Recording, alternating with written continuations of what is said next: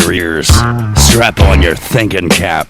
Socially conscious talk that's entertaining with a dash of humor and the top sports stories of the week. It's time for Ain't No Half-Steppin' with Marcus J. Sellers has Jordan. Jordan with 2 seconds to go. Puts it up and scores at the buzzer. Michael Jordan has won it for Chicago. Manning lobs it. Burris alone. Touchdown, New York. Down goes Frazier. Down goes Frazier. Down goes Frazier.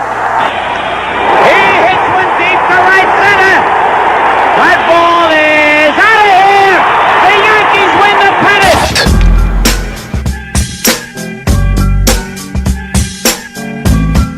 If you're lying, then you must be half-stepping. Ain't no half-stepping with Marcus J is live. Once again, be down with us on Legacy Internet Radio. We're coming to you live from the den. Be down with us, 804-402-2893 on Ain't No Half-Stepping with Marcus J live on Legacy Internet Radio. We appreciate everybody that's listening to us tonight, all the folks that's listening to us on MixLR. We appreciate the love that we get from week to week on Ain't No Half-Stepping with Marcus J.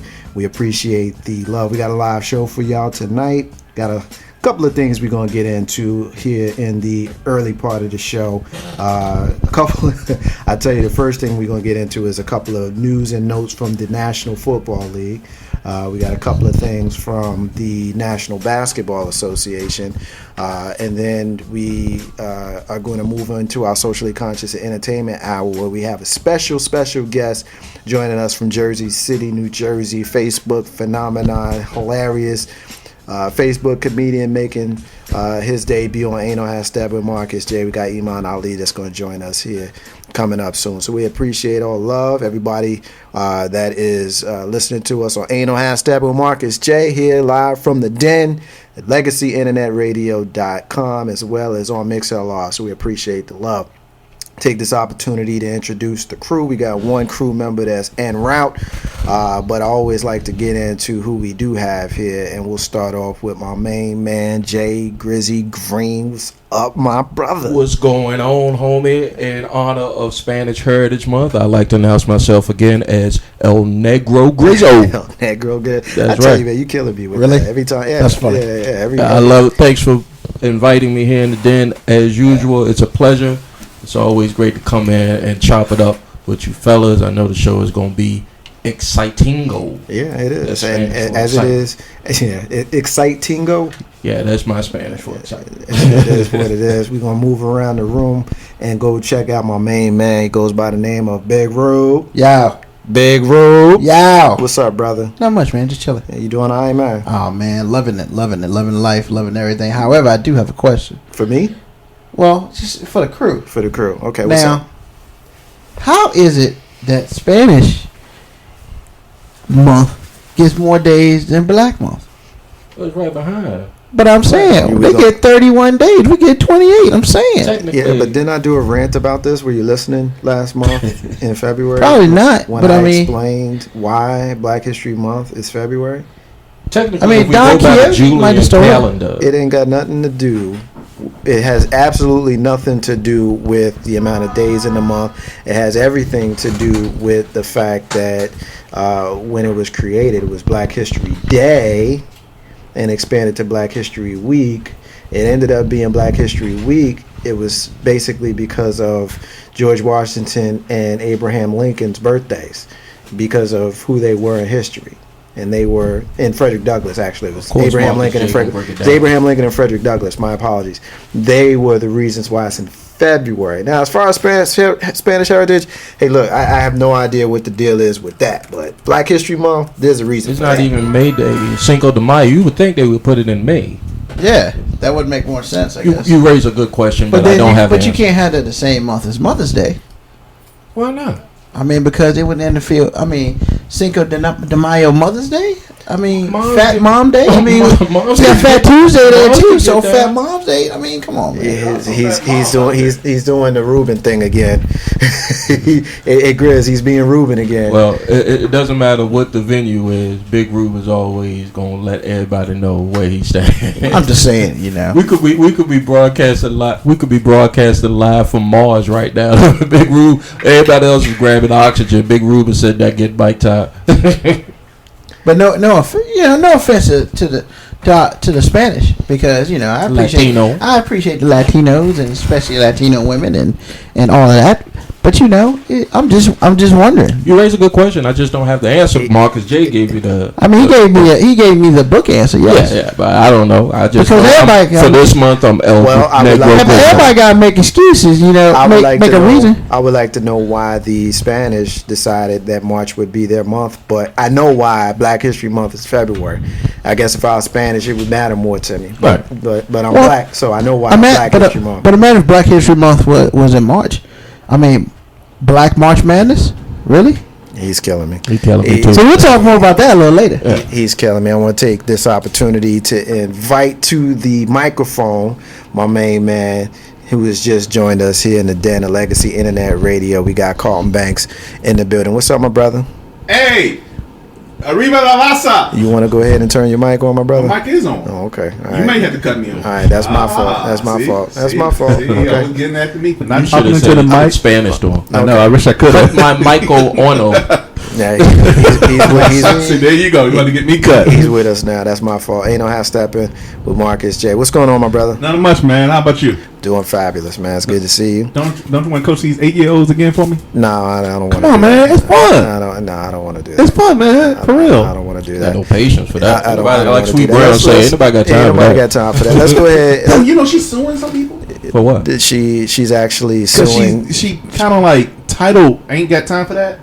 And She's I think trying Apple has made. She's suing Apple. She's She's from suing what I Apple, yeah. saw. Well, she gonna get some. And- for 15 It ain't gonna million. hold up. For 15 It million. ain't gonna hold up. She going for what But she see, know. the thing is, I agree that it ain't gonna hold up, but I also think that she gonna end up with something. She gonna end up with something. She ain't gonna get 15 million, but if she comes away with 1 million, She got something. She Man, got something. She out might of it. get 2 pieces and a biscuit. That's a come up like Well, Jordan. the thing is, I saw an article on Tweet Brown a couple of weeks ago. I'm actually glad you brought that up. She is getting her hustle on. She's in a whole bunch of commercials where she is saying, I ain't got time for that and all that kind of stuff. I just hope she don't do no Popeyes or Bojangles. She's she- doing something worse. She did a dentist and she did a lawyer. She's doing something worse. She's gonna be in a Tyler Perry movie. She's gonna be in a Tyler Perry movie. Yeah, I think did hear that's about bad. that. That's a good look for her. How's that worse? That's a good look for her. How's that worse? You're just a hater. I'm not really a hater, but I'm just like, man, what You don't like Tyler Perry? No, actually, I do like Tyler Perry, but how you gonna say I ain't got time for that? And next Can't thing get you a know, role. you in a Tyler Perry. There's a whole bunch of black actors in Atlanta and Upset. LA mad as hell. Exactly. Because Sweet Brown took that role. But it's funny that you say that, Grizz, because that was the problem, 10 years ago when rappers was taking Right. the roles. You had a lot of Samuel Jacksons and cats like that who was not happy about not being Method able to get the Man, roles Red and Man stuff getting like that. on. Let's kind of move on from this and kind of get into the agenda for tonight. I wanted to get some some NFL talk. Couple of Yeah. quick things. There's one story in particular, Grizz. I'm gonna come to you on this one first. Ray Lewis is joining ESPN. I'll be honest with you. I'll be honest with you. I'm not a Ray Lewis guy. Me neither. Ray Lewis's whole shtick really started to get on my nerves, and now the prospect of him ruining ESPN from 11 to 1 every Sunday with. I want to thank God this, and I want to say that God is the reason why I'm on ESPN. And I want to do this because God said I got to, and let me do this corny ass dance because God led me to do it. I'm about tired of Ray Lewis, and I'm really hoping that he tones that mess down. But get him on TV. All right. What's your thoughts, man? I mean, honestly, I'm not a Ray Lewis fan at all, being a Steeler fan. But and we're not taking anything away from what he's done in his NFL career, and kudos to him for getting a gig. Most good. Decent NFL players, if they're all-stars, they go into the broadcasting booth. What he's going to have to do and learn is from Michael Irvin and Deion Sanders, because they wore their Christianity heavily, even during the NFL and even into the broadcast booth. But I'm sure the suits at ESPN will probably try to bring Ray Lewis back if he attempts to do that. I mean, right now he's not getting Baltimore Ravens checks, so his new boss is ESPN. So if they say, hey, we need to be a little bit more non-religious or non-prophetic, so to speak, he's gonna probably have to adhere. Well, correct me if I'm wrong, but if I'm correct, I read that he's gonna be on Monday Night Football with Steve Young and a Mormon. Nothing wrong with being a Mormon. So he's gonna be on Monday. No, he's doing the Monday night segment. Okay, so I assume he made Sunday. No, because his son plays football. Okay, he's been playing for the University of Miami the next 4 years. So gotcha. Yeah, that's a long haul. Not he don't got the money, but why have to rush leaving his son to get to work? No, I just say how much time. Why not? Why don't you want to see him? Because first of all, they made a mistake, and I'll say this by putting Emmett on there. All right, I said it. I'm a Cowboys fan. Who? When they put Emmett on there? He was on there. He was on there for like a year. For like a half a season. No, he was on ESPN. He was on ESPN. Wow, that's how much I cared about. Yeah, you don't see no Redskins up there. You don't see no what you're seeing. Yeah, Steelers. We don't see anything. But I want to see Ray Lewis on there. Ray has a positive influence on what some of the things and some of the fellas need as far as a role model. Hey, he made his mistake and he atoned for that mistake at a previous Super Bowl. So that's a good role model and something that they can build on. I'm just tired of seeing his face. I'm with Grizzy on that. I'm about tired of Ray Lewis. But hey, look, there's a market for people who like the guy, and I'm not saying that I don't like the guy, but it just the whole Ray Lewis shtick just got a little bit annoying to me, Big Ro. I mean, first of all, I don't know what y'all feel. Ray Lewis is a beast, but on a side note, it is quite interesting that Colin Banks has that. Hey, you get second chances. He is a Cowboys fan who has given a lot of second chances to a lot of players out there. Yep. So I completely understand where he comes from, but there ain't nothing wrong with him doing Monday Night Football. I mean, he's not in the booth. He's doing the pregame and the postgame of Monday Night Football. Ain't nothing wrong with that. Why can't we just have Monday Night Football or any broadcast? Why does an athlete always have to be in that? A former athlete. Get Marcus J. Give me a former athlete who is a color commentator that you liked broadcasting NFL football. First one that comes to mind. Troy Aikman. Troy Aikman is good. Troy Aikman is not a homer. Right. Troy Aikman is knowledgeable. Right. He knows what he's talking about. He's articulate. And he plays well with Joe Buck. He's the first one that comes to mind. And keep in mind that in spite of what they do news-wise, right, as far as sports, Fox Sports got it going on. Right. So I would prefer to watch that. Phil Simms to me is terrible. And what is that? And the irony there is he's a Giant. He's a Giant, and Troy, of course, is a Cowboy. But we're talking about two guys that have been retired, for years. So who they played for don't matter. The fact that they played, to answer your question, of course, matters. He's the first one that comes to my mind. For me, Summerall and Madden. Yeah, I was about to say. I was going to Summerall and Madden. Well, see, Madden didn't play. Madden was a coach. Right. Madden did play. He played. He played a long time ago. Yeah, but we don't know Madden as a player. We know him as a coach, and so for me, I'd rather see a coach as far as as opposed to an ex-player or as an analyst, so to speak. Well, you got Gruden on Monday nights. I like him. Gruden. But here's the thing with that, though. I don't have a problem with the ex-player. As a matter of fact, I personally prefer the ex-player calling the games because they will be able to give you insight that maybe someone who didn't play may not be able to give you, especially someone who, like a quarterback who we know had his hand on on every single offensive play, or a linebacker or a defensive end, who was in it at every single time, as long as they're knowledgeable. And I'm not, I guess I'm coming off like a hater, and that's fine if that's what you think, Big Ru. I just got tired of the Ray Lewis shtick. You know what I mean? Great player, second greatest linebacker I ever saw. But the whole production with the dance. And it's because you're saying that is that he's done it so much that it now has become a shtick for you to even say that. Like, it'd be different if he was a Kurt Warner. It just seems like, for me, it got to be a little bit disingenuous and for the crowd. I'm also the same guy who got a little bit annoyed with end zone celebration. So at least in that vein, I'm somewhat consistent, Big Rose. Yeah, but I don't understand how you could get so annoyed with the dance, and you've seen it so much. You don't even. I mean, you love football, so you watch football. But the chance of you running to a Baltimore Ravens game, unless they're playing the Giants or there's nothing else on TV, is going to be kind of difficult for you. I'm gonna watch football, so but still, it don't matter. I'll watch the. But you don't watch the opening of when he does a little dance. I'll watch you the. You just make them play it a lot. On the highlights, they play it left and right. I would watch the Bengals play the Chargers. Okay, I want to watch the NFL game.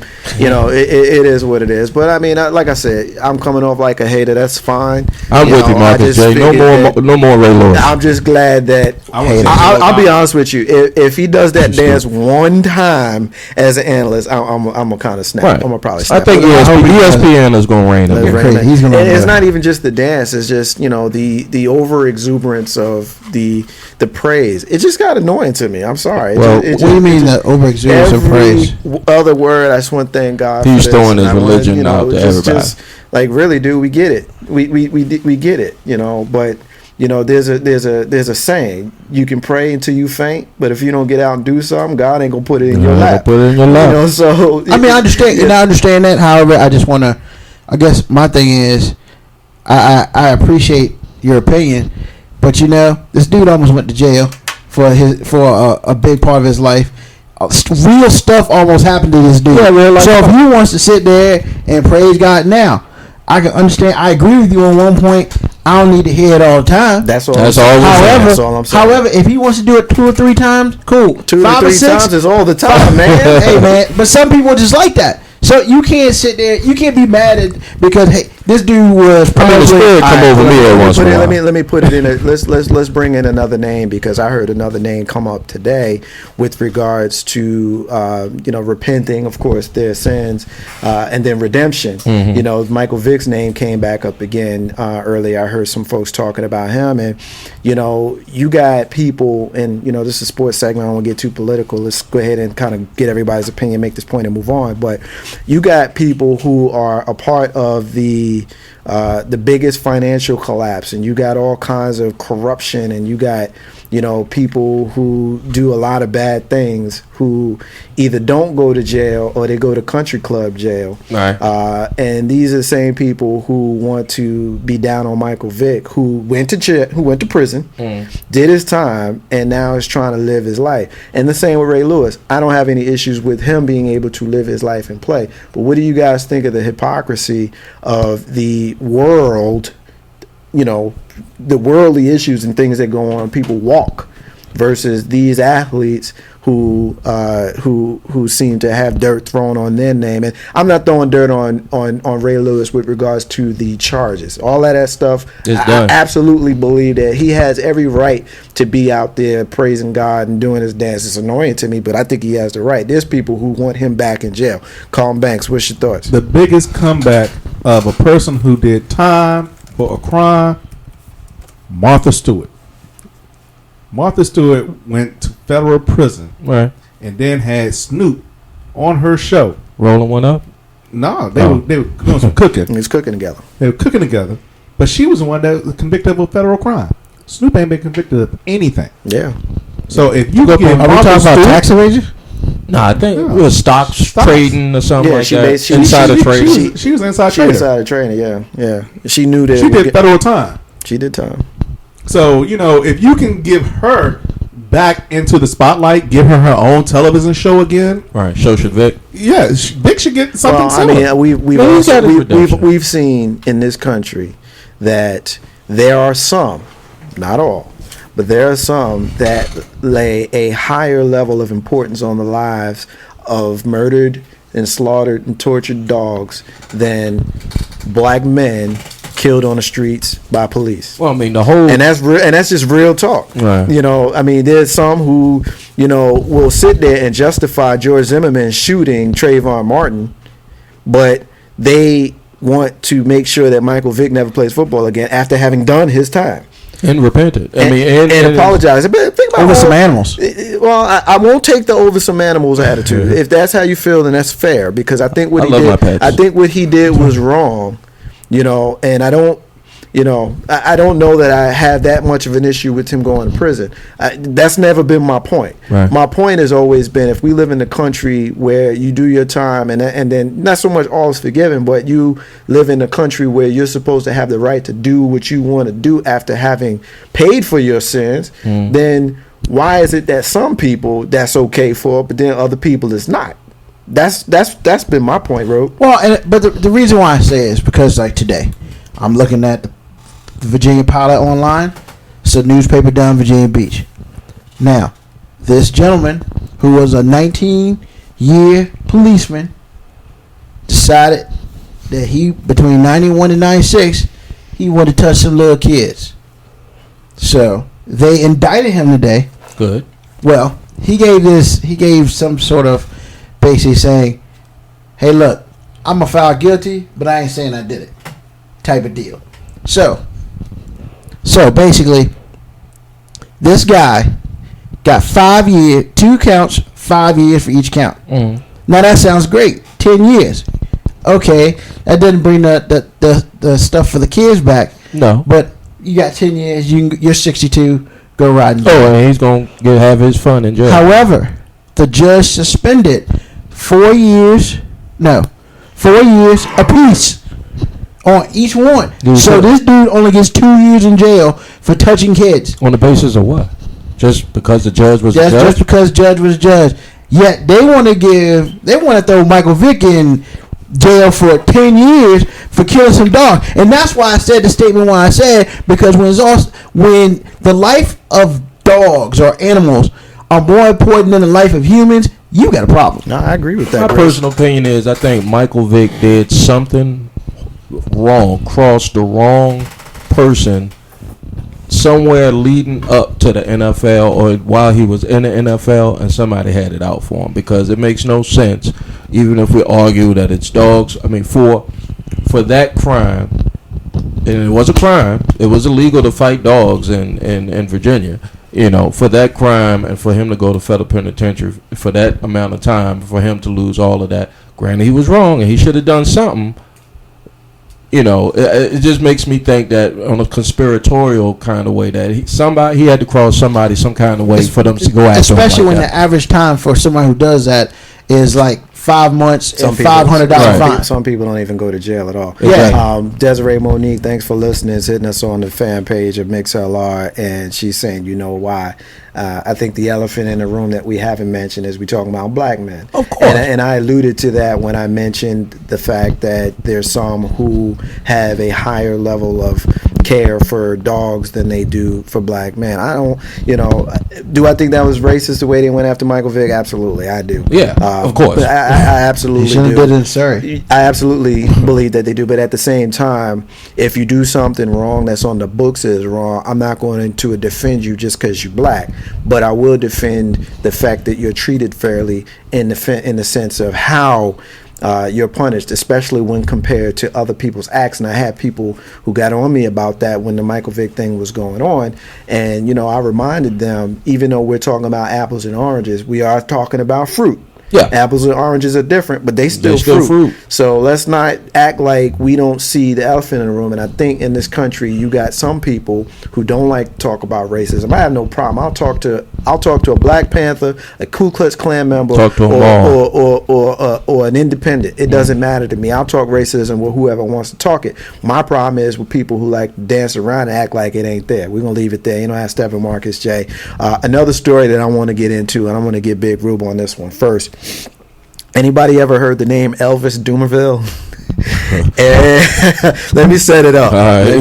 Let me set it up. Not the that's not. Let me set it up. Elvis Dumervil plays for. He used to play for the Denver Broncos, and a couple of weeks ago they came to him and it's like, look, dude, you make $12 million.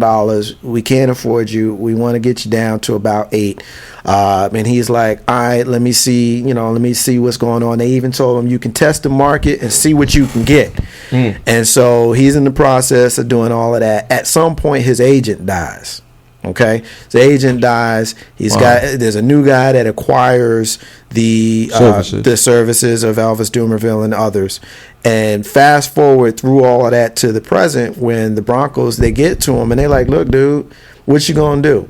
They have a verbal commitment from him at 1:25 p.m. when there's a 2 p.m. deadline that says, all right, I'll take the $8 million. Let's do this. They fax the paperwork to the agent, 1:35 timestamp.